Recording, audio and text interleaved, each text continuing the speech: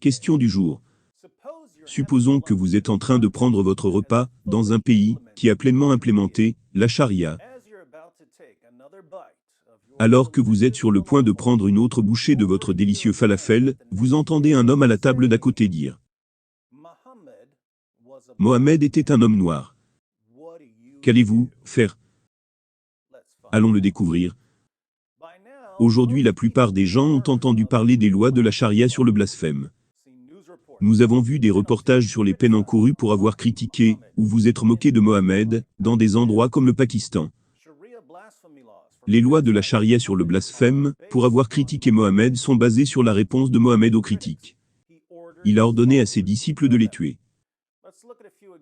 Regardons quelques exemples dans Ibn Ishaq, pages 550 à 551. Ces passages parlent de Mohamed à la conquête de la Mecque. L'apôtre avait ordonné à ses combattants, lorsqu'ils sont entrés à la Mecque, de combattre seulement ceux qui le résistaient, sauf un petit nombre qui devaient être tués, même s'ils étaient trouvés en dessous des portiques de la Kaaba. Et nous avons une liste des personnes qui devraient être tuées, ainsi que leurs crimes. L'un était Abdullah ibn Qatal de Ibn Tel bin Galib.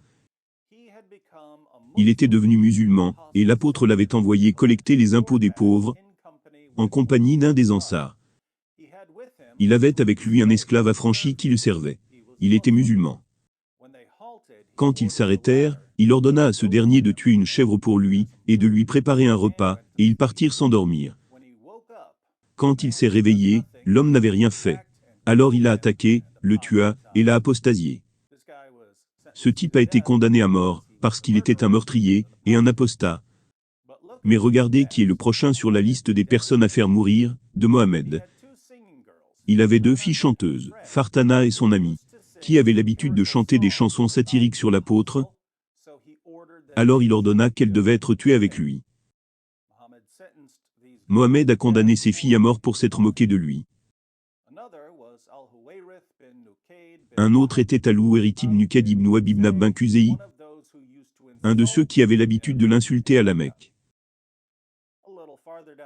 Un peu plus bas dans la page nous avons « Et Sarah, esclave affranchie d'un des Ibn Abdul Muttalib. » Sarah l'avait insulté, à la Mecque. Donc Mohamed à plusieurs reprises, ordonna à ses partisans, d'exécuter les gens qui se moquaient de lui. Notez cependant que le passage ne dit pas comment ces gens ont insulté Mohamed. Ça n'avait pas vraiment d'importance. Si tu insultes Mohamed, tu devrais mourir. Voilà pourquoi, c'est devenu la règle sous la charia, d'exécuter les gens qui insultent Mohamed. Évidemment, vous pouvez insulter Mohamed de diverses manières. Mais je trouve intéressant de parcourir les sources musulmanes, et de voir ce que les musulmans considéraient comme une insulte, passible de la peine de mort. Et les érudits musulmans ont trouvé certains critères intéressants. Par exemple, si vous niez tout ce que Mohamed disait à propos de lui-même, vous le traitez ainsi de menteur, alors vous serez tué. Si vous dites qu'il est laid, vous devez mourir. Les compagnons de Mohamed étaient tellement obsédés que le prophète soit vu comme blanc, qu'ils ne se contentaient pas simplement de le dire, comme il le faisait, disant qu'il était blanc. Ils prenaient les choses un peu plus loin, partie par partie de son corps, en décrivant la blancheur de ses tibias, la blancheur de ses cuisses, la blancheur de sa jambe, la blancheur de son ventre, la blancheur de ses avant-bras, la blancheur de ses aisselles, la blancheur de ses joues.